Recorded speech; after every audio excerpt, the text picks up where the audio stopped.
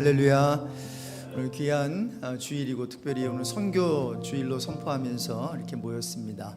너무 날씨가 더워서 몇 분이나 나오실까 좀 염려가 됐는데 두세 사람보다 더 많이 나오셨습니다. 우리 좌우 앞뒤 계신 잘 오셨습니다. 우리 인사 나누겠습니다. 또 우리 귀한 강사 우리 선교사님 귀한 또 발걸음을 해주셨는데 이따 소개해드리도록 그렇게 할게요. 이제 가능하신 분들은 기립하셔서 우리 찬양하심으로 하나님께 나아가겠습니다.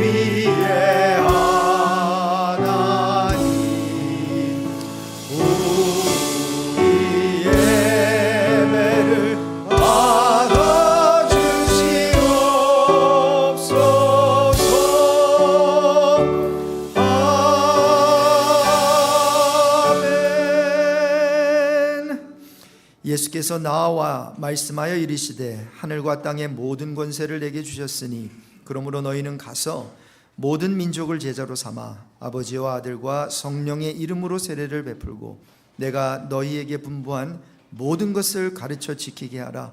볼지어다 내가 세상 끝날까지 너희와 항상 함께 있으리라.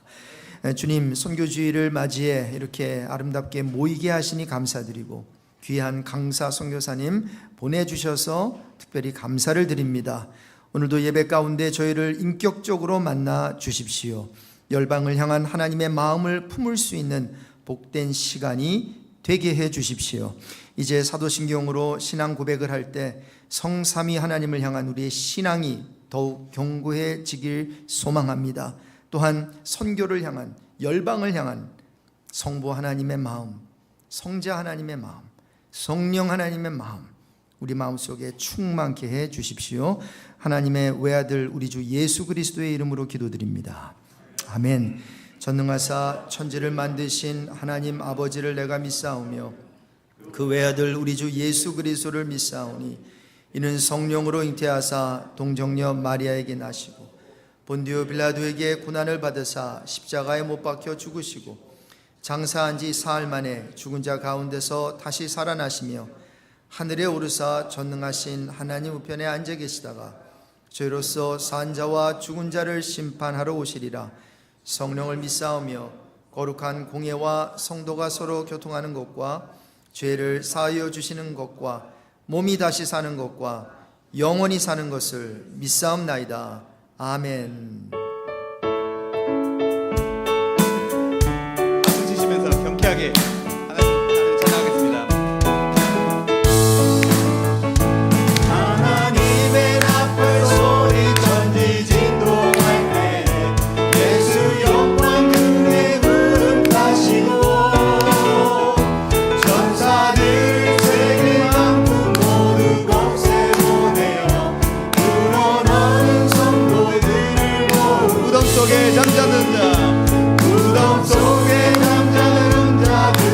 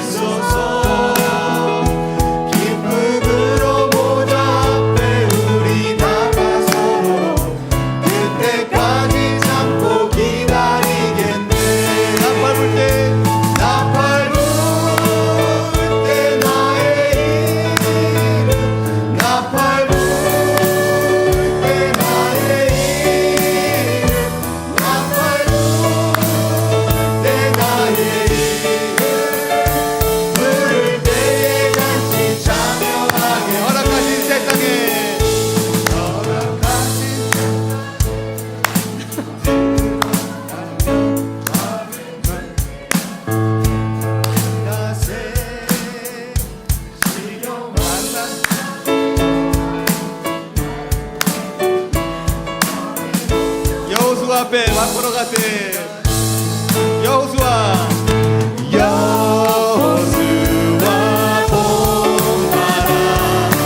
앞으로 가세. 우리 거할 첫소는 주님 분이세. 앞서가신 예수님 바라보면서 모든 마음을 합하여 힘써 일하세. 일할 것이 아직도 많이 있으네. 담대하게 나가서 힘써 일하세. 여호수아 본받아. 여호수아 본받아. 앞으로 가세. 우리 거할 첫소는 주님 품이. 여호수아 본받아. 여호수아 본받아. 앞으로 가세. 우리 거할 첫소는 주님 품이세.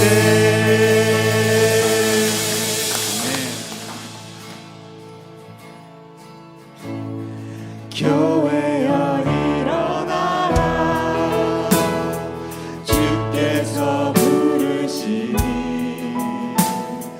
두려움 마 실패 내려놓고 교회여 일어나라.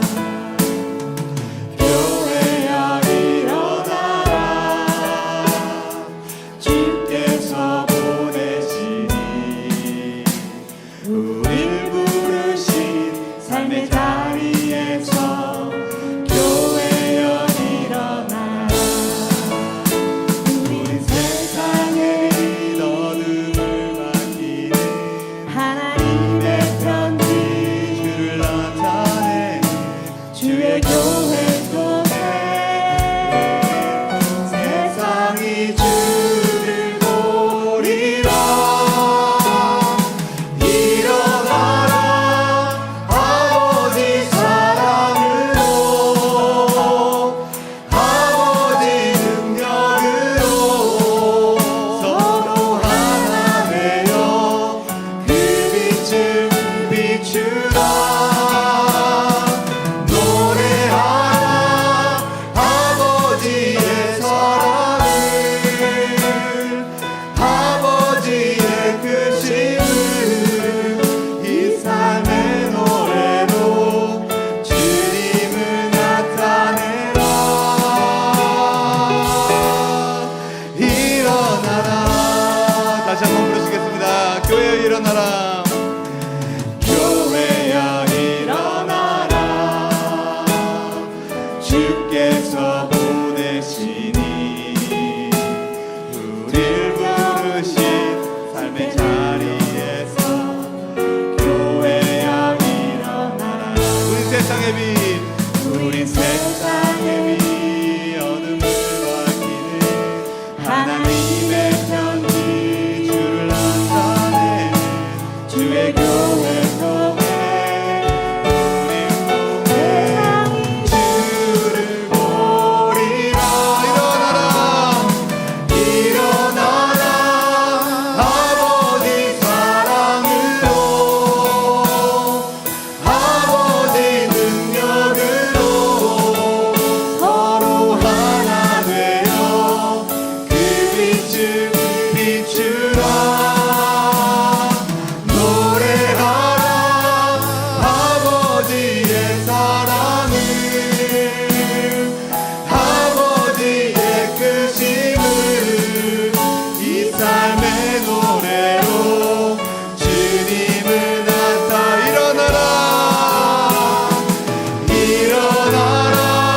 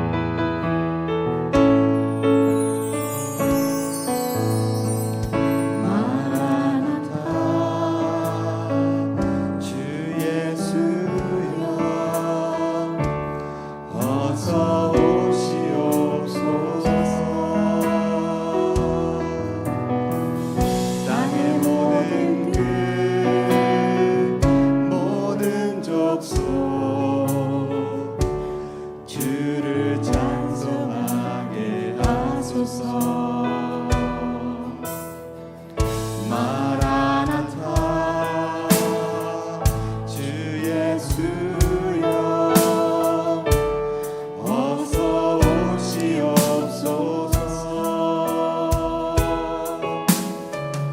모든 열방이 주께 돌아와 주를 주며 경배하게 하소서. 우리 주님 다시 오실 길을 만들자. 십자가를 들고 땅 끝까지 우린 가리라. 우리 주님 하늘 영광 온 땅 덮을 때 우리 땅 끝에서 주를 맞으리. 마라나타 마라나타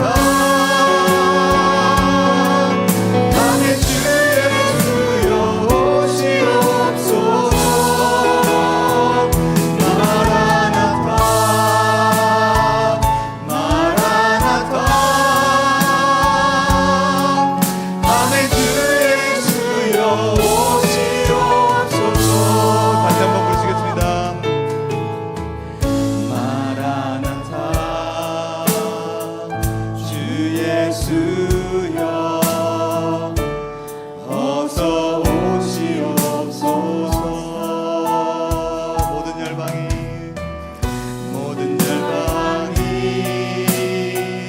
주께 돌아와 주며 경배하게 하소서. 우리 주님 다시 오실 길을 만들자. 십자가를 들고 땅 끝까지 우리 가리라. 우리 주님 하늘 영원 온 땅 덮을 때 우리 땅 끝에서 주를 맞으리. 마라나타 마라나타 마라나타 밤의 주의 주여 오시옵소서. 마라나타 마라나타 밤의 주의 주여 오시옵소서. 주님 다시 오실 때까지 주님 다시 오실 때까지 나는 일어나 달려가리라. 주의 영광 온 땅 덮을 때 나는 일어나 노래하리. 내 사모하는 주님 온 세상 구주시라. 내 사모하는 주님 영광의 왕이시. 내 사모하는 주님 내 사모하는 주님 온 세상 구주시라. 내 사모하는 주님 영광의 왕이시라.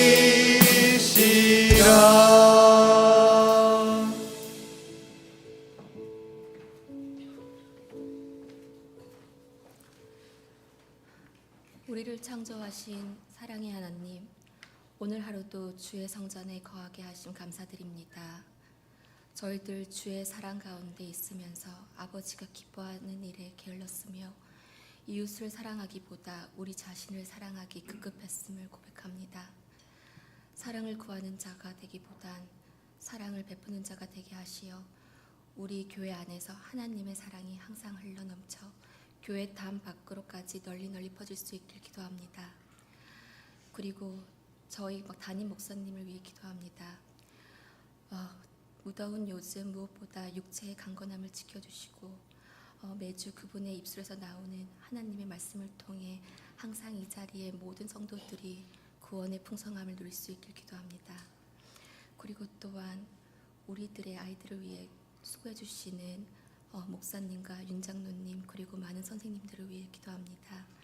이분들을 통해 전해 듣는 주님의 말씀 아이들 가슴 속에 자리 잡아 싹트게 해주시며 이 귀한 사역을 감당하면서 지치지 않고 사랑과 은혜로 감당해 나가길 기도합니다. 또한 매주 찬양으로 봉사하며 예배의 시작을 뜨겁게 달궈주는 찬양팀과 주방에서 그리고 교회 여러 곳에서 힘쓰시는 모든 집사님들과 성도님들의 봉사와 헌신을 주님께서 항상 기쁘게 받아주시고 모든 그분들의 가정에 복과 평화를 주님께서 지켜주시옵소서. 무엇보다 이번 주는 선교 콘서트가 있는 날입니다. 하나님을 아직 모르는 먼 땅의 하나님의 자녀들에게 하나님의 말씀과 역사와 행하심을 전하는 진정한 오늘날의 선지자들을 하나님께서 끊임없는 큰 축복을 내려주시길 기도합니다. 낯선 언어와 낯선 음식, 다른 피부색과 다른 문화, 많은 시련과 박해들 속에서 오직 한 영혼 구원의 뜻을 품고 사역을 감당하시는 그분들을 항상 지켜주시옵소서. 그들의 모든 필요를 부족함 없이 채워주시고 그분들의 건강과 가족들의 건강을 책임져 주시길 간절히 기도드립니다. 언어가 다르지만 그리고 부족함이 많은 환경일 테지만 땅끝까지 복음이 전파되길 원하시는 예수 그리스도의 뜻이 잘 전달될 수 있게 해주시고 하나님이 그들 안에 함께 역사하심에 온 세계가 그리스도의 이름을 부르짖게 되게 해주시옵소서. 오늘도 주시는 말씀에 복종케 하시고 주시는 은혜에 순종하게 하셔 행함으로 열매 맺는 믿음의 주의 자녀가 되게 하여 주옵소서. 예수님 이름으로 기도드립니다. 아멘.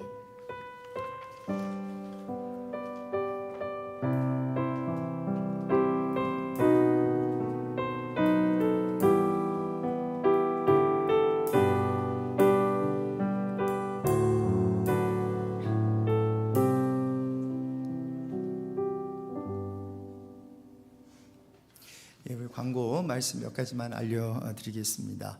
오늘은 특별히 선교주일로 우리가 선포하면서 1, 2부 그리고 식사 후에 우리 선교 콘서트인데 선교 세미나로 이렇게 하는데 우리 선교사님께 특별히 1, 2부를 똑같은 메시지가 아니라 다른 메시지로 특별히 부탁을 드렸어요.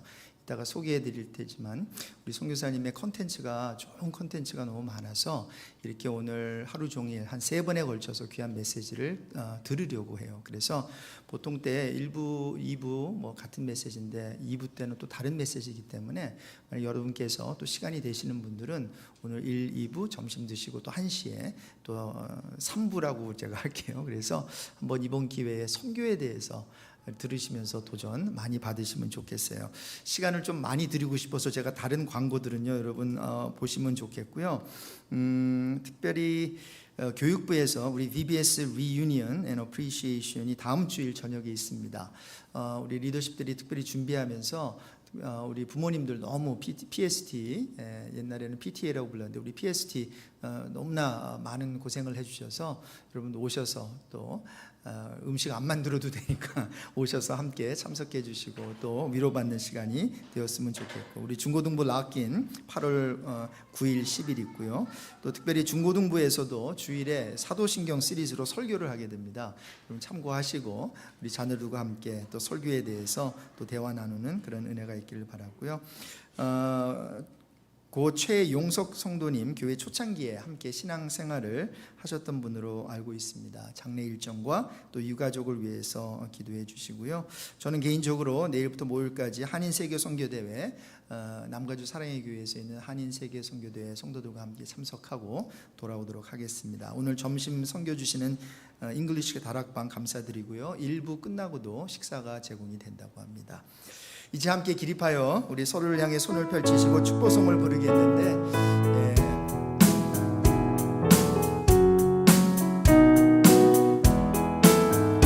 당신은 시냇가에 심은 나무라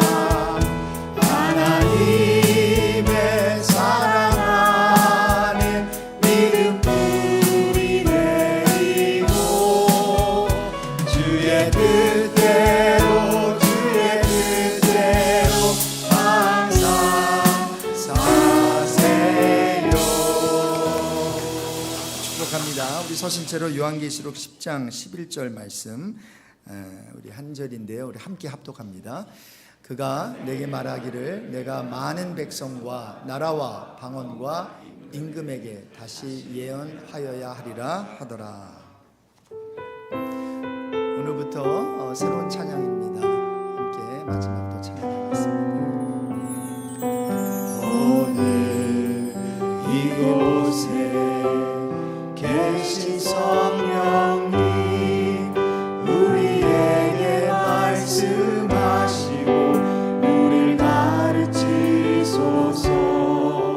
단지 우리 맘 열어주시고 주의 빛으로 밝혀 우리 인도하소서. 주님보다 앞서지 않고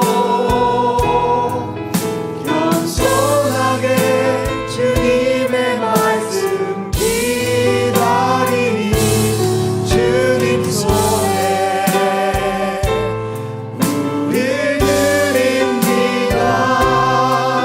사랑으로 인도하소서. 하나님 아버지가 여러분을 사랑하십니다. God the Father loves you. 네, 우리 자리에 앉겠습니다. 오늘 귀한 말씀을 전해 주실 우리 이희열 선교사님께서는 현재 국제 풀뿌리 선교회 국제 대표로 섬기시고 계세요. 인도네시아 이슬람 국가죠. 인도네시아에서 지난 28년 동안 사역을 하고 계신데 아주 탁월하게 또 많은 열매가 지난 30여 년 동안 있었습니다. 특별히 PhD 논문을 쓰셨는데 굉장히 탁월한 논문을 쓰셨어요.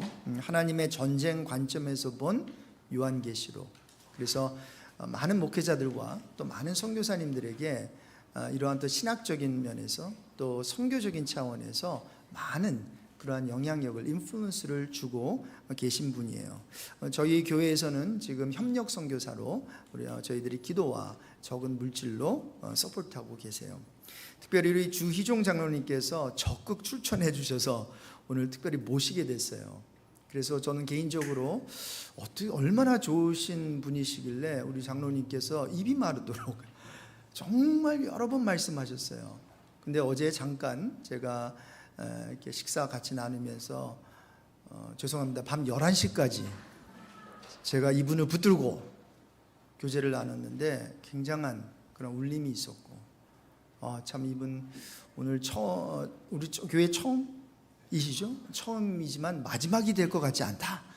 뭐 이런 느낌이 있었습니다. 여러분 오늘 귀를 활짝 여시고 우리가 이번 한 해는 배우는 선교라 그랬잖아요. 내년에는 20주년을 맞이하면서 나가는 선교를 할 텐데 오늘 하루라도 여러분 잘 이 선교에 대해서 우리 귀한 우리 강사 우리 목사님 선교사님을 통해서 배우면 좋겠습니다.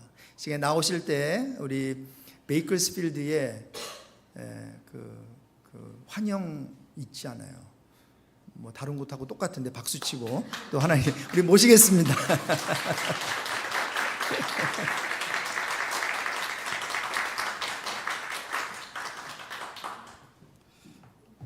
할렐루야. 우리 목사님께서 굉장히 멍석을 잘 깔아주시네요. 너무 감사하고요. 사실은 선교는 하나님의 일이라고 저는 생각을 합니다. 우리가 할 수 있는 일이 아니고 주님이 하시는 일인데 주님은 기도를 통해서 아마 그 일을 한다고 저는 믿습니다. 그래서 제가 지난 시간 동안에 힘있게 활동하고 또 사역할 수 있게 된 것은 아마 여러분들의 기도를 통해서 또 후원을 통해서 그 일을 할 수 있다고 생각을 해서 늦었지만 제가 여러분에게 감사 인사를 드립니다. 그 선교사가 선교를 한 28년 하고 나면 마이크를 그 선교사에게 주는 것은 대단히 위험합니다. 이 마이크를 잡으면 할 얘기가 얼마나 많겠습니까? 그래서 제가 가만 생각해보니까 주일날인데 이게 뭐 선교 보고를 했다가는 제가 시작하자마자 이제 설교 모든 시간이 끝날 것 같아서 제 입을 막기 위해서 동영상을 준비했어요. 한 5분 정도 될 것 같은데 여러분들이 쫙 보시고 아 이런 사역을 하시는구나 이렇게 하셔야 제가 설교를 할 수 있을 것 같아요. 그래서 여러분 잠시 동영상을 한번 보시고 제가 말씀을 좀 이어가도록 하겠습니다. 네, 잠시 기도하겠습니다. 거룩하신 주님, 사랑을 받은 선교사가 또 주님이 사랑하시는 귀한 성도님들 앞에서 또 선교에 대한 이야기를 나누며 또 선교 현지에서 주님께서 말씀을 깨닫게 하신 것들을 나누게 하시는 은혜를 주신 것 감사합니다. 하나님, 오늘 저희들에게 이 시간에 하나님의 그 진리의 영으로 저희들의 마음을 열어주시기를 원합니다. 그래서 주님께서 기뻐하시는 대로 저희들에게 당신의 계시의 말씀을 명확히 알고 그 말씀에 따라 순종하며 살아가는 그런 축복된 삶이 되기를 원합니다. 특별히 요한계시록에서 주님이 주셨던 그 귀한 명령을 저희들이 깨닫고 순종함으로 이미 순종하는 저희들 가운데 더 열심으로 순종할 수 있는 그런 열정도 허락하여 주옵소서.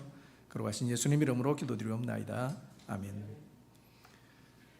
최근에 제가 인도네시아 목회자들을 위해서 2권의 그 설교집을 번역하면서 이렇게 출간을 했습니다. 그 중에 한 가지 그 책 제목이 기독교의 새 기둥, 새 생명, New Life, 그리고 새 생활, New Living, 새 사명, New Mission이라고 하는 그런 인도네시아 말로 이제 그렇게 제목을 붙였습니다. 제가 그렇게 제목을 붙인 이유는 아마 성경 전체를 살펴보면 크게 아마 이 세 주제가 가장 큰 주제라고 생각을 합니다.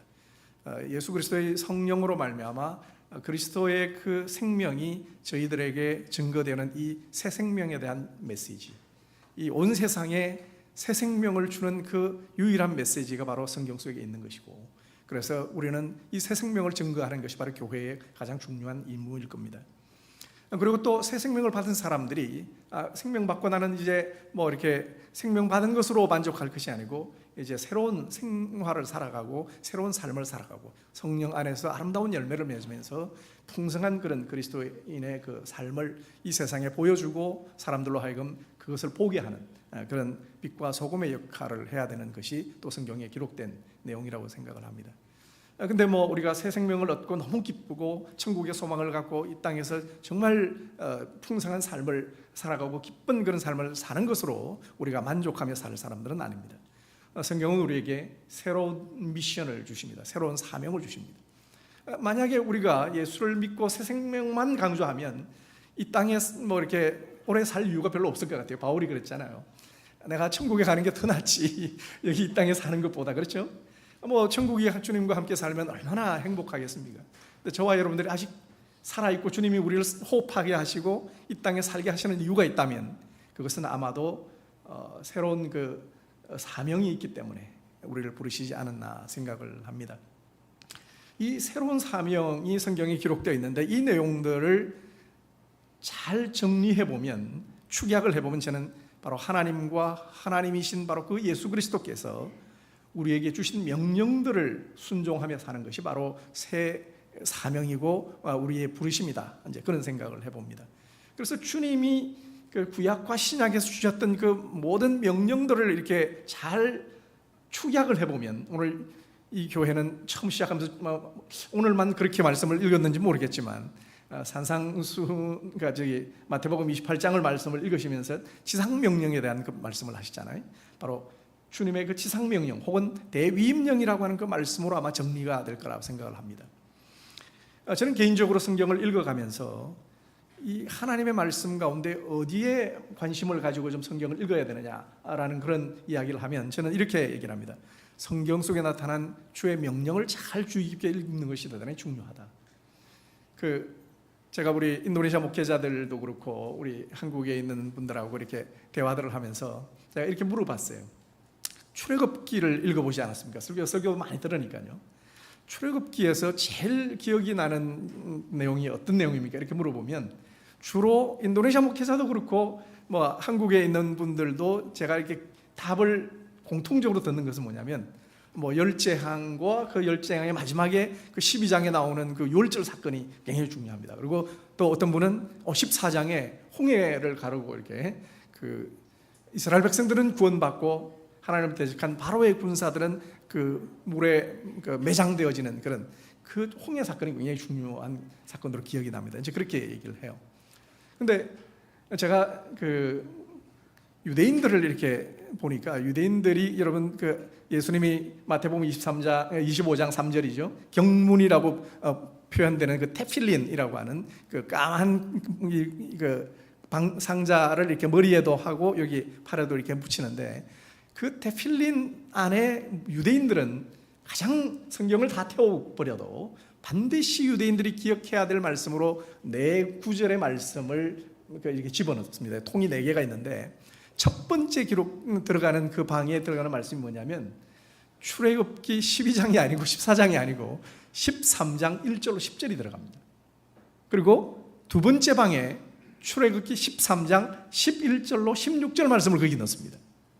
그리고 세 번째가 우리가 잘 아는 쉐마의 말씀 신명기 6장 4절로 9절 말씀이 넣고요.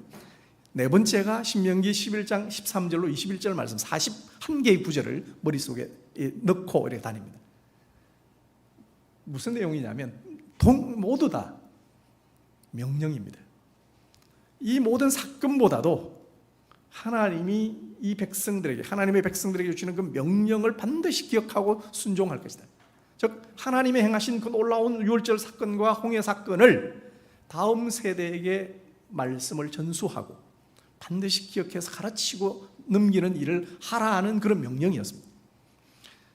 그래서 성경을 읽어가면서 저와 여러분들이 정말 이 명령을 잘 파악하는 일 대단히 중요한데 은혜를 강조하고 이 개신교회가 하나님의 은혜로 말미암아 믿음으로 구원받는 이 새 생명에 대한 것이 너무 강하기 때문에 주님의 명령을 굳이 뭐 이렇게 우리가 생각을 하냐. 은혜로 우리는 구원받았는데 그래서 명령을 잘 생각지 않는데 저는 그 유대인들이 토라를 613가지의 명령을 잡아내가지고 이제 그걸 굉장히 중요시하고 미국에 있는 유대인들은 613번지는 그 가격을 보지 않고 뭐 산다 뭐 이런 얘기도 제가 들었어요. 그래서 613을 그렇게 중요하게 생각하는데 뭐 그래도 그렇게 중요시했던 그분들이 성령을 받지 못하고 예수 그리스도를 믿지 않아서 구원받지 못하는 안타까운 그런 상황인데 사실은 우리 예수 믿은 우리들은 구약에 나와 있는 그 모든 명령 저는 이제 최근에 했던 작업 중에 하나가 신약에 나오는 이 명령들은 무엇일까 마태복음부터 요한계시록까지 명령들을 쭉 이렇게 정리하는 일들을 좀 해봤었어요. 근데 그 중에 제가 요한계시록을 연구를 하면서 요한계시록에서의 명령 중에 가장 핵심된 명령이 뭘까를 연구를 하는데 그 비밀을 발견했어요. 오늘 여러분들이 읽었던 그 구절이 요한계시록에 저는 그 지상명령이다라고 제가 뭐 아무도 지금 어느 학자도 얘기하지 않지만 제가 이 연사 뭐 이렇게 강력히 주장합니다. 뭐 이렇게 이야기를 합니다. 근데 뭐 여러분들은 별로 이렇게 가슴에 와닿지 않을지 모르지만 저는 한 사람의 선교사로서 말씀을 묵상하고 요한계시록을 연구하다가 가슴이 뛰었어요. 주여, 이미 알고 있는 줄 알았는데 그 주님의 그 마음이 너무 강하게 전달이 되어 오는 거예요. 제 속에 막 제가 어쩔 줄 몰라 했어요. 이 말씀을 보고. 근데 여러분들 이 말씀을 같이 한번 읽어볼까요? 그가 내게 말하기를 내가 많은 백성과 나라와 방언과 임금에게 다시 예언하여야 하리라. 가슴이 뛰세요? 뭐 좀 같이 뛰었으면 좋겠는데 아마 잘 안 뛰실 것 같아요. 왜냐하면 이 말씀을 이해하려면 요한계시록의 흐름을 좀 알아야 돼. 컨텍스트를 알아야 돼. 이 근접 문맥의 앞쪽의 내용과 이어지는 내용들을 분석을 해야 이게 도대체 어떤 의미인가가 다가오고 그것이 바로 나의 이야기라는 사실, 저와 여러분들의 이야기고 하나님의 백성의 이야기요 하나님의 교회가 이 말씀을 받아야 될 얘기고 이 온 우주에 정말 하나님이 주신 대안으로 유일하게 주신 명령이 바로 우리들에게 주신 명령이구나. 우리의 역할이 정말 중요하구나 라는 사실을 알게 된다는 거죠.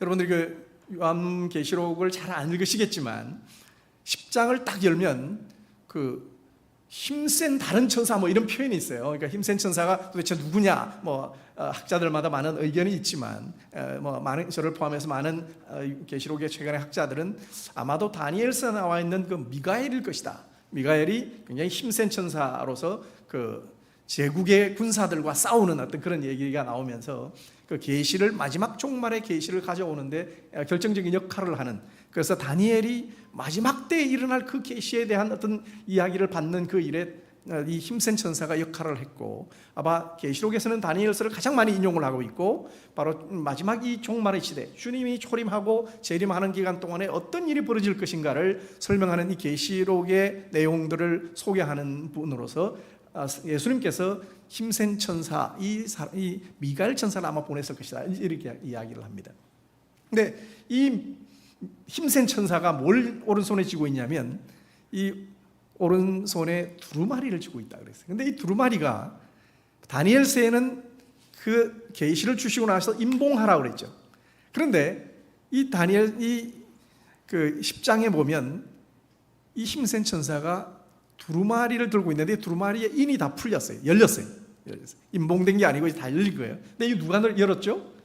여러분들이 계시록의 5장을 보시면 천상의 사도 요한이 초청을 받습니다. 너 하늘 이 위로 올라와서. 그러니까 저와 여러분들 지금 예배를 드리고 있지만 사실은 영적으로 하늘의 천상 예배가 지금 동일하게 우리가 진행되고 있다고 봅니다. 근데 그 천상으로 올라온 그 사도 요한이 하나님의 그 보좌의 영광을 4장에서 보고 5장에 가면 하나님의 오른손에 두루마리가 들려있고 거기에는 7인봉으로 인봉이 되었는데 누가 이 인봉을 뗄 수 있겠느냐라고 천사가 질문을 던집니다. 그때 사도 요한이 너무 답답해서 이 인봉이 열리지 않으면 계시를 할 수 없기 때문에 울고 막 그래요. 그런데 걱정하지 마라, 인봉 떼실 분이 있다. 그러니까 어린 양이라는 거죠. 유다의 사자고 어린 양이신 그분, 바로 그분이 당신의 피로 말미암아 온 백성들을 이미 샀기 때문에 그분은 이 인봉을 뗄 그 자격이 있다. 그래서 그분이 될 수 있기 때문에 이제 그 예수님이 어린 양이 있기 때문에 울 필요가 없다. 그러면서 이제 예수님에 대한 소개를 하면서 그때 천상에서 예수 어린 양에 대한 찬양과 경배가 일어나요. 초대교회에서 사실은 이 계시록 5장은 굉장히 힘든 내용이에요. 왜냐하면 유대인들은 일위일체 하나님만 믿어요. 하나님만 예배해야 돼요. 그죠? 근데 어린 양 대신 예수 그리스도를 하나님으로 천상에서 예배하는 그런 모습. 그래서 우리가 어린 양 찬양을 드리는 거예요. 이 땅에서. 근데 그 사건으로 어린 양을 찬양하고 그럴 때 어린 양이 6장에 들어가면 7인을 떼는 사건이 벌어지는데 그 두루마리의 내용대로 우리가 두루마리 내용을 여러분들이 구약을 딱 찾아보면 두 군데가 나와요. 에스겔서에서 하나 나오고 다니엘서에서 나오는데 에스겔서에서는 그 내용이 두루마리의 앞뒤로 기록된 내용이 뭐라고 그랬냐면 재앙과 심판에 대한 내용이라고 했어요. 그러니까 이 심판이 두루마리가 딱 열리면 엄청난 심판이 이 땅에 쏟아질 거라는 거죠. 결국에는 하나님의 그 진노로 한 사람도 예외 없이 그 심판에 피할 자가 없다라는 거죠. 그 심판은 너무너무나 무시무시하고 그 하나님의 얼굴을 뵙고 어린 양의 그 얼굴을 뵙는 것이 얼마나 두려울지 그것에 대한 내용들이 두루마리에 기록되어 있고 또 한편으로 다니엘서에서는 그 두루마리의 내용이 마지막 때에 일어날 일들이다. 그러나 지금은 잠시 임봉해라. 그렇게 했던 그 내용인데 바로 10장에는 그 임봉이 다 떼어진 상태. 온 우주의 역사가 기록되어진 이 모든 두루마리에 기록된 대로 하나님은 반드시 그 일을 이루실 것이라고 계속 계시록에서는 7번 반드시라고 하는 단어가 쓰이면서 완벽하게 하나님은 하나님의 때에 당신의 일을 이루실 그 우주의 역사가 풀어지는 그런 역사예요. 그런데요, 이 엄청난 역사의 종말을 보게 되는 그 현장에 이 두루마리를 가지고 있던 이 사람이 큰 소리를 치는데 갑자기 무슨 일이 벌어져요? 7 우레 소리가 탁 들려요. 그러니까 7 우레가 들린다? 이게 도대체 뭐지? 그런데 사도 요한이 그거를 기록하려고 그래요. 무슨 말이죠? 사도 요한은 지금 예수님께 무슨 명령을 받았습니까? 지금까지 내가 너희에게 주는 계시의 말씀을 잘 적으라는 거예요. 그래서 사도 요한이 기록을 하려고 결국 하나님의 계시로 인식을 했다는 거예요. 7 우레를 기록하려고 하는데 갑자기 또 하늘 음성이 들려서 기록하지 마라. 스탑하라는 거예요. 스탑. 기록하지 말고 봉하라는 거예요. 그거는. 그러니까 여러분 그 말씀이 이해가 되세요? 저도 요한계시록 연구를 해오는 학자이지만 도대체 이게 무슨 말씀일까? 왜 주님은 아니 아니 기록하지 말라 그러면 말씀이라도 하지 마시지. 왜 기록하지 말라는 그 명령까지 그렇게 기록하셨지? 이해가 잘 안 되죠. 그럴 거예요. 근데 큰 텍스트를 보면 바로 10장 앞절에 여러분들이 그 6장에는 인이 7개 열려지는데 8장부터 들어가면 9장까지 나팔이 막 불려지고 여섯째 나팔까지 이렇게 쫙 이렇게 심판이 진행된 것을 봐요. 그래서 저와 여러분들이 요한계시록 10장 이 부분을 이해하려면 요한계시록 6장부터 16장까지 진행되는 요한계시록의 7 시리즈를 좀 이해하셔야 돼요. 무슨 얘기냐면 7인이 착 떼어졌는데 그 다음에 8장에 가니까 7 나팔이 쫙 이렇게 또 시작이 돼요. 그죠? 그러다가 마지막 16장에 가면 7 대접이 쫙 나와요. 그래서 요한계시록을 연구하는 학자들 가운데 큰 논쟁 중에 하나는 이거예요. 7 인과 7 나팔과 7 대접이 도대체 어떤 관계이냐? 이걸 시리즈로 봐야 되냐? 시리즈 중에 연속된 것으로 볼 것이냐? 직렬 관계로 봐야 될 거냐?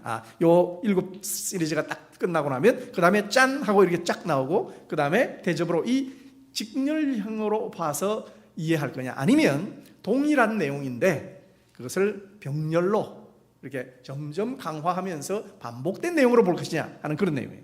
근데 이제 주로 이제 세대주의적으로 이전에 요한계시록을 연구했던 분들은 직렬로 많이 보면서 각 시대를 구분하고 막 이렇게 계시록을 이해를 했어요. 근데 최근에 이제 저를 포함한 대부분의 이제 신학자들은 요한계시록 학자들은 병렬로 보게 됩니다. 그 이유는 7번째 인과 7번째 나팔과 7번째 대접에 일어나는 현상이 똑같아요.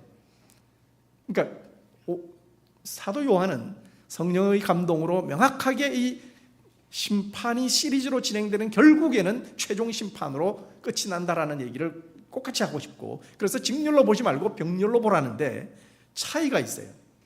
7인을 보시면 6장에 보면 4마리의 말이 이렇게 막 나오고 막 그런 것이 나오는데 그게 뭐냐면 스갈에서 나오는 그 4말 탄자의 이야기예요. 무슨 하나님의 백성이 불순종했을 때 하나님 백성들을 심판하실 것에 대한 언급을 하는 그 내용들이 나와 있어서 인에 대한 내용은 이 세상에 대한 전체 심판도 포함하지만 불신자들을 포함한 모든 사람들을 포함하지만 믿는 자들이 엄청 고통을 당할 그 고난의 현장들도 피할 수 없고 고난을 당할 것이다. 다니엘서에서 말했던 종말에는 성도의 권세가 다 깨어지는 그런 일들이 벌어져서 엄청난 그리스도인들이 예수를 믿는 하나님의 백성들이 고통을 당할 것이라고 하는 그 사실까지도 인심판에서는 언급이 되고 있습니다.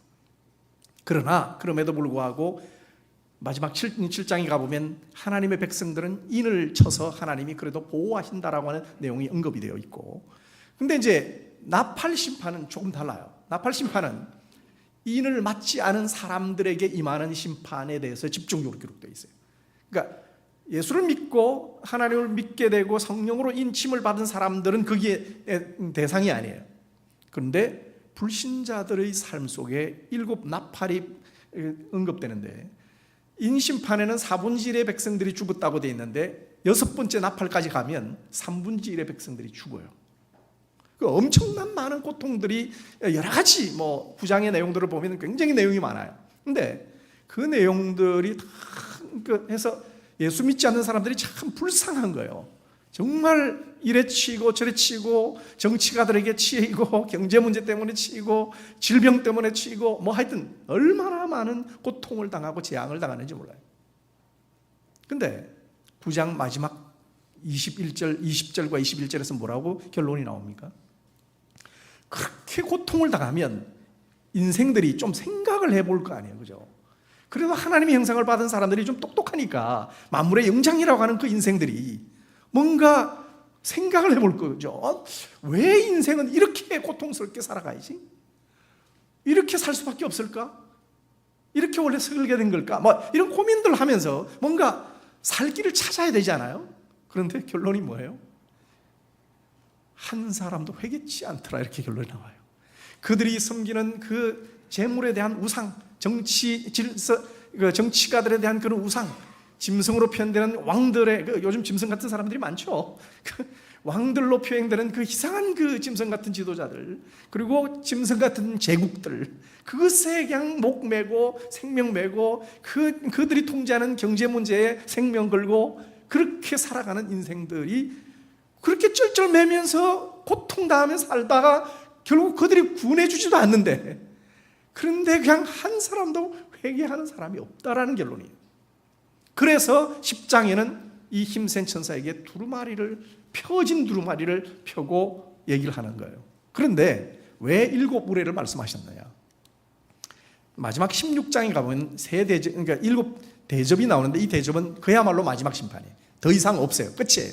근데 나팔 심판 시리즈가 주어지고 3분의 1이 죽게 되고 7 우레가 나와서 보통 7 우레 시리즈라고 보통 학자들은 얘기를 하는데, 그러면 이 7 우레 시리즈는 뭘 상징하느냐면 주님이 초림하시고 재림하는 이 마지막 시간 동안에 나팔 심판과 같은 이런 시리즈가 계속된다는 거예요.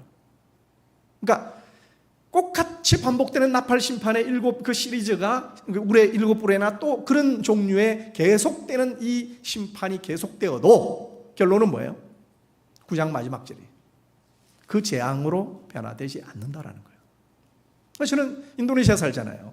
여러분들이 알다시피 인도네시아는 지금 60개의 화산이 활화산으로 지금 막 들썩들썩하고, 저는 활화산 뒤편에 산 뒤편에 살았어요. 그래서 제가 화산이 15년 전에도 터졌고 3년 전에도 한번 터졌죠. 그곳에 살았단 말이죠. 제가 화산이 어느 날 탁 터졌어요. 근데 진짜 전 열대 지방에 눈이 없거든요. 눈이 온 줄 알았어요. 온 땅이 다 하얗게 뒤덮였어요. 화산재가 날아가지고 밤새. 와, 화산재가 그렇게 무서운지 몰랐어요.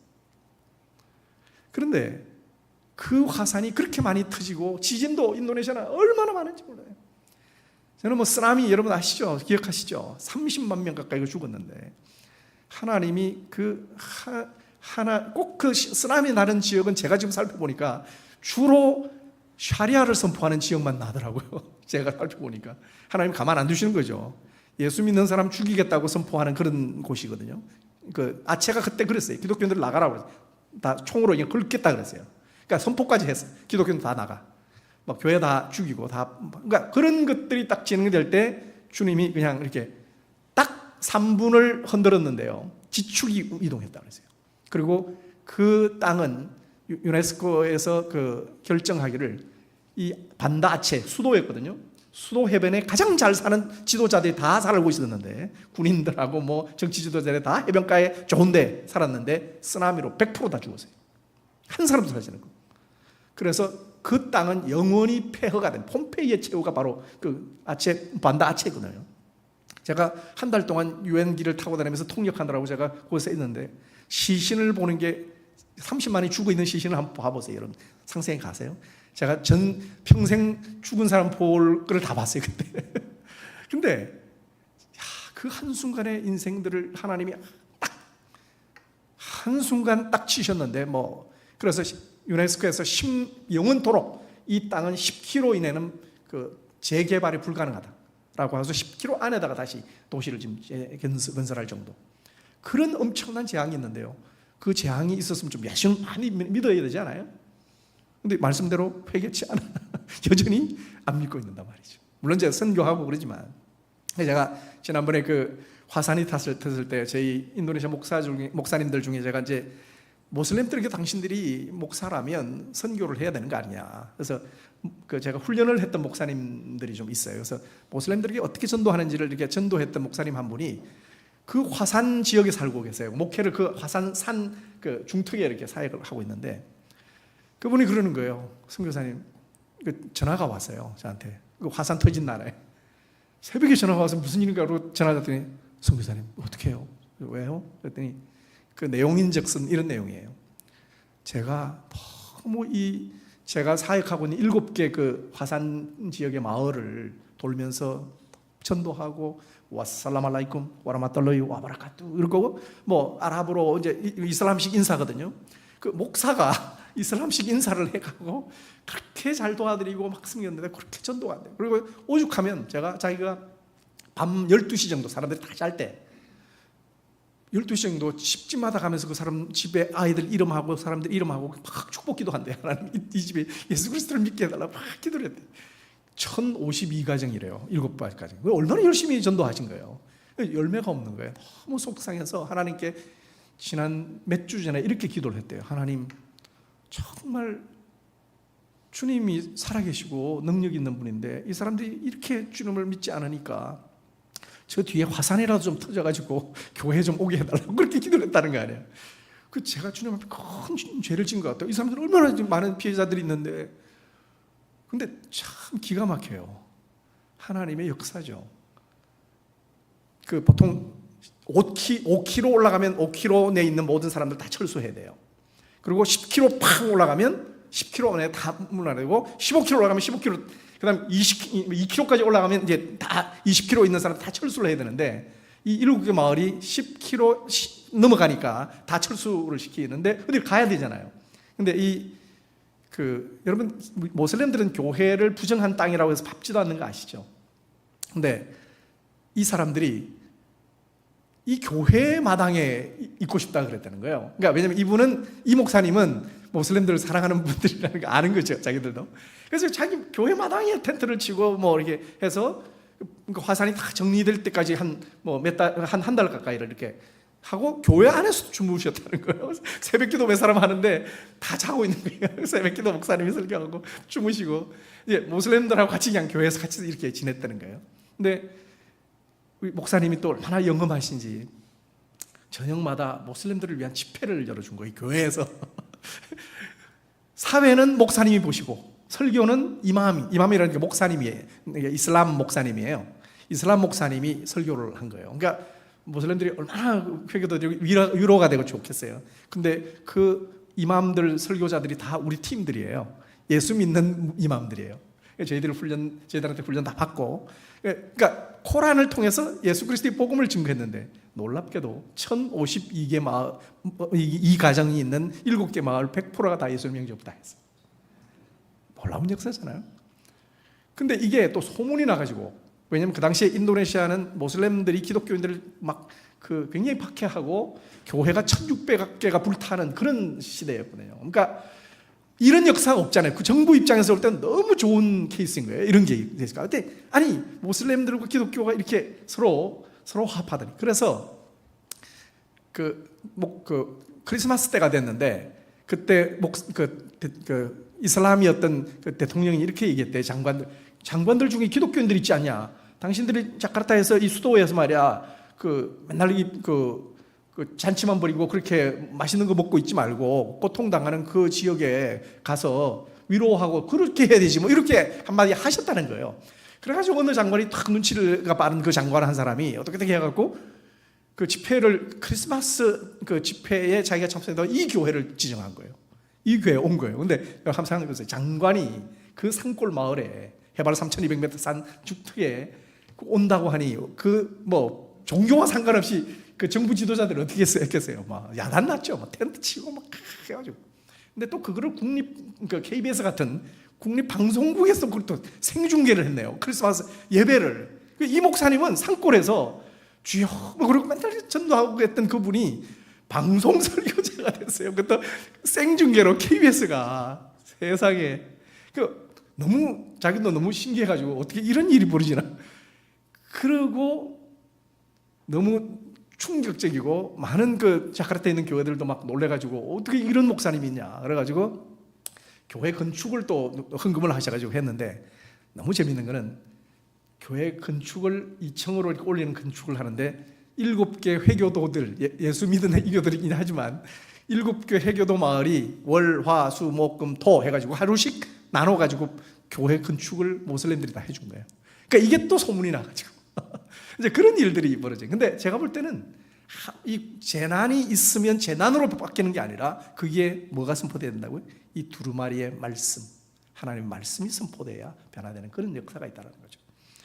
그래서 이렇게 재앙으로 고통당하고, 여러분 보통 한국 여러분 방송 보신지 모르겠지만 우리 한국은 9시 방송하면 뉴스마다 그렇게 배드 뉴스들이에요. 그죠? 사건, 사고, 뭐 문제, 재앙, 뭐 고통, 막 안 좋은 얘기만 굉장히 많은 것 같아요. 뭐 어떤 사람이 참 착한 일을 했어요. 뭐 이런 얘기하는 뉴스 없는 것 같아요. 뉴스는 굿 뉴스가 하나도 없고, 뭐 배드 뉴스, 물론 굿 뉴스는 교회에서 하라고 그랬는지 모르겠지만 방송들은 전부 배드 뉴스인 것 같아요.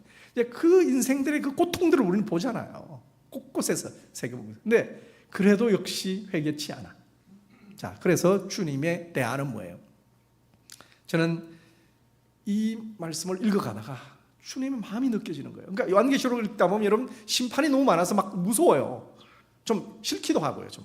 근데 저는 그 가운데 주님이 그 최종 심판은 온다라고 바로 말씀을 또 다시 10장에 한번 하세요. 마지막 심판은 반드시 온다. 반드시 오는데 뭘 하라는 거예요? 사도 요한에게 이 힘센 천사가 이 펴진 인이 다 펴진 두루마리를 가진 그 천사가 뭐 해요? 명령을 해요. 너가 바로, 그가 이게 힘센 천사예요. 그 인봉이 풀려진 그 두루마리를 쥐고 있던 그 천사가 나라는 건 사도 요한이에요. 사도 요한에게 말하기를, 교회 대표잖아요.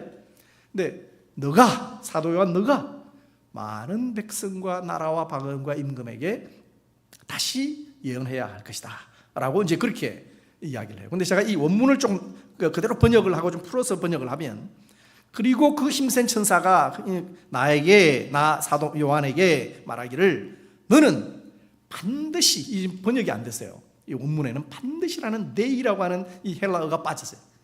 이 반드시라는 단어는 주님이, 이 주님의 계시, 두루마리의 이 예언은 반드시 내가 내 의지로 이룰 것이라고 하는 그 단어예요.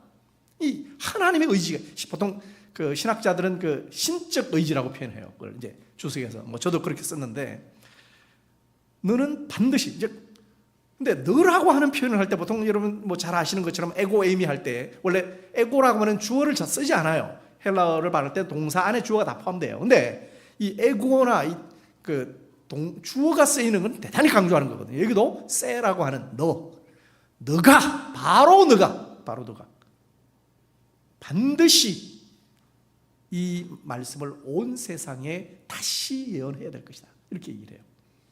하나님의 마음은 이 세상의 모든 재앙이 다 기록되어진 대로 내가 재앙을 아무리 쏟아부어도 그걸로 구원받는 그런 일이 있는 것이 아니고, 하나님의 한 가지 유일한 이 우주를 회복하려고 하는 이 우주의 회복과 백성들의 구원에 대한 유일한 대안은 뭐예요?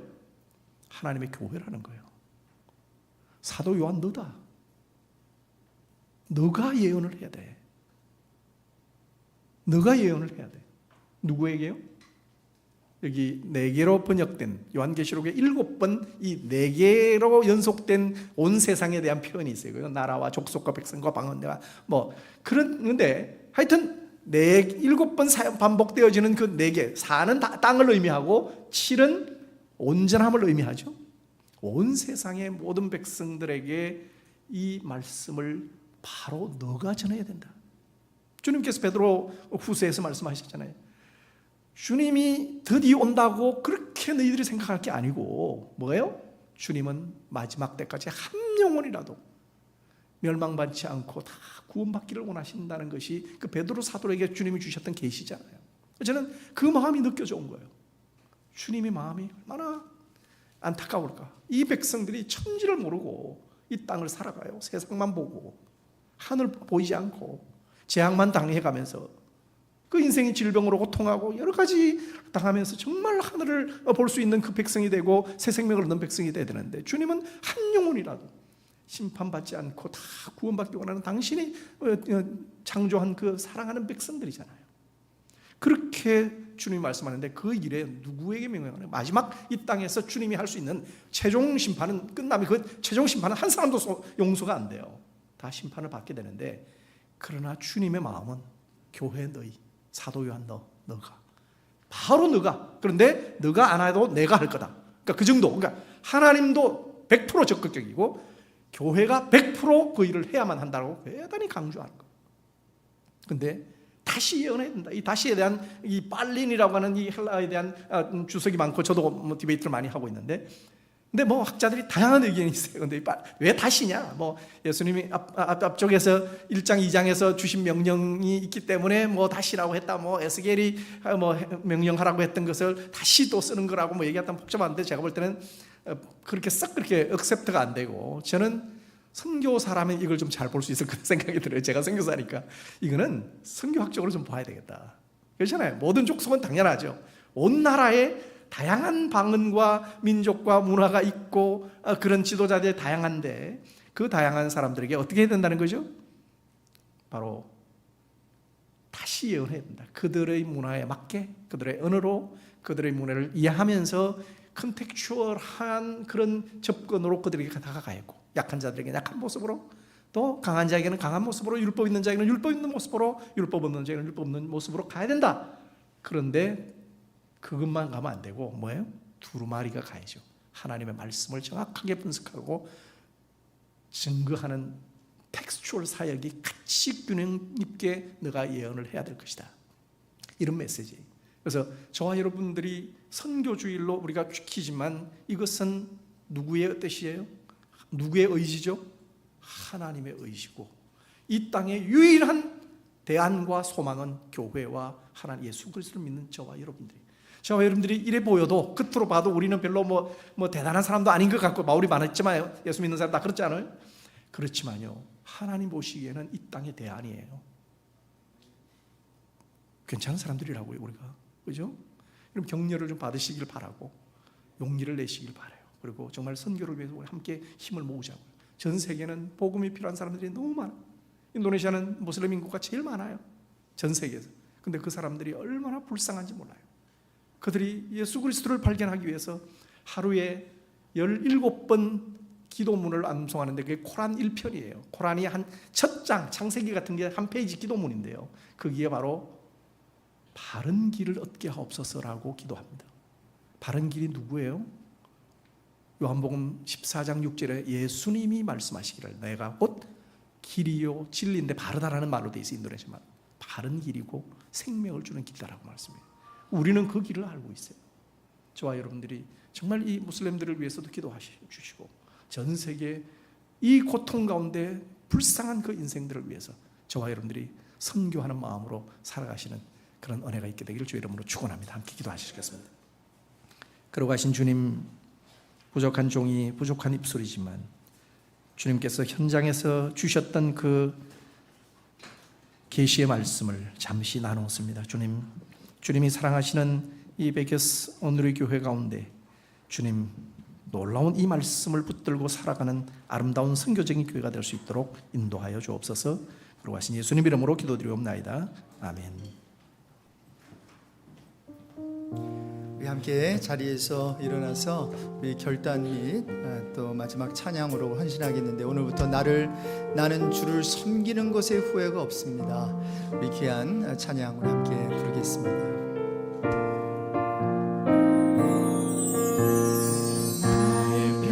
생에 가장 복된 일은 내가 예수님을 만난 것이라. 나의 평생에 가장 잘한 일은 내가 예수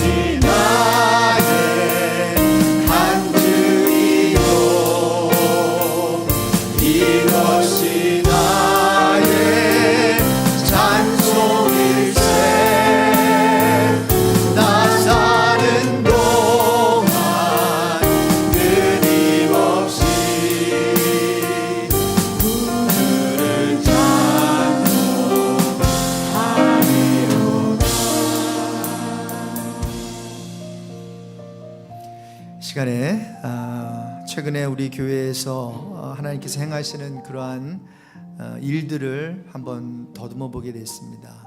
여러분 아시는지 모르겠는데 지난 VBS에 이 지역에서 처음으로 인도네시안 처치가 시작이 됐는데 바로 20년 전에 우리가 사용했던 칼버리 채플에서 프리로 돈 하나 charge 아니하고 방을 빌려줘서 예배를 드리게 됐어요.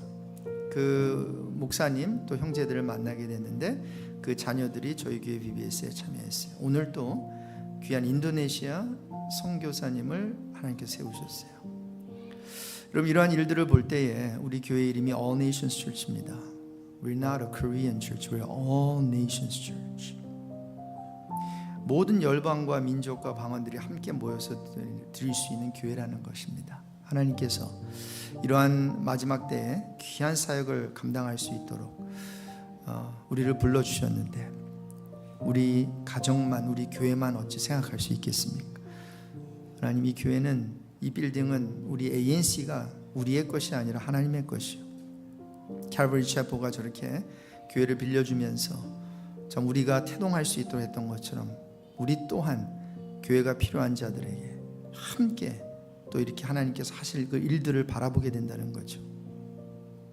오늘 마지막으로 한번 기도하면서 우리 귀한 선교사님 그 사역의 기름 부으심이 계속 있게 해달라고 기도하고 우리 ANC 온누리 교회가 정말 이 선교의 사명을 마음속 깊이 느끼게 하시고 하나님의 마음을 소유한 그러한 교회가 되게 해주십시오. 또 다른 에트닉 교회들에게 이제 태동하는 인도네시안 처치, 히스패닉 처치 뭐 이런 교회들을 우리가 축복의 어떤 블레싱이 되게 해주십시오. 우리 마지막으로 한 번 더 기도하고 우리 이율성 선생님 나오셔서 봉헌 기도와 축도해 주시게 같이 기도합니다. 하나님 아버지 시간에 기도합니다. 주님께서 저희들에게 귀한 사명을 주셨습니다. 이 마지막 때에 땅끝까지 이르러 주의 증인이 되라고 예루살렘과 온 유대와 사마리아와 땅끝까지 이르러 아버지 안에 성령이 임하면은 우리가 그리스도의 증인이 된다고 그렇게 약속하셨고 예언 말씀을 주셨습니다. 하나님 아버지 우리가 코리안 처치가 아니라 All Nations Church로 우리를 불러주셨습니다. 하나님 아버지 이 땅에 아버지 이 베이커스필드에 아버지 이렇게 많은 교회들을 세우셨고 또 8개의 한인교회들이 아버지 하나님께서 세우셨는데 그 중에서 아버지 우리 ANC가 해야 되는 일이 무엇인지 아버지 우리가 감당해야 되는 것이 무엇인지 우리가 서로만 바라보면서 우리 교회 안에서만 아버지 하나님 머물지 않게 하여 주시고 이제 커뮤니티를 위해서 아버지 전 세계에 나갈 수 있도록 아버지 하나님이시여 그러한 열정을 아버지 부어주시되 우리 귀한 선교사님 불러주셔서 오늘 선교주의를 선포하면서 아버지 하나님 우리 오후 시간까지 하나님 우리 교회를 향한 아버지 우리 민족을 향한 이 커뮤니티를 향한 주의 음성을 들을 수 있는 아버지 하나님 우리의 마음이 하나님의 마음으로 뜨거워질 수 있도록 아버지 우리의 마음을 달구는 그런 아버지 복된 주일이 되게 해 주십시오. 주님께서 역사하여 주시고 주님께서 인도하여 주시고 아버지 하나님 마지막 시간까지 주님께서 홀로 영광 받아 주십시오. 그러하신 주님을 사랑하며 주님을 예배하는 귀한 성도들이 주님이 베푸신 그 은혜에 감격해서 주님을 사랑하는 마음으로 귀한 물질을 주님께 드립니다. 주님 그들의 마음을 받으시고 그들의 믿음을 보시고 그들의 헌신을 주님께서 받아 주시옵소서. 그래서 그들의 삶 속에 이 땅에서 넉넉함으로 풍성함으로 많은 사람들에게 베풀며 나눠주는 그런 복된 인생이 될 수 있도록 인도하여 주시옵소서. 이제는 온 땅의 만왕의 왕이신 우리 주 예수 그리스도의 은혜와 하나님 아버지의 무한하신 사랑하심과 성령님의 위로하시며 그 부르심에 충성케 하시는 놀라운 은사가 오늘 주의 말씀을 듣고 주의 그 마음을 헤아리고 순종하기로 작정하는 모든 주의 백성들 머리 위에 또 이 땅에 사는 모든 백성들 머리 위에 이제로부터 영원토록 함께 있을지어다. 아멘.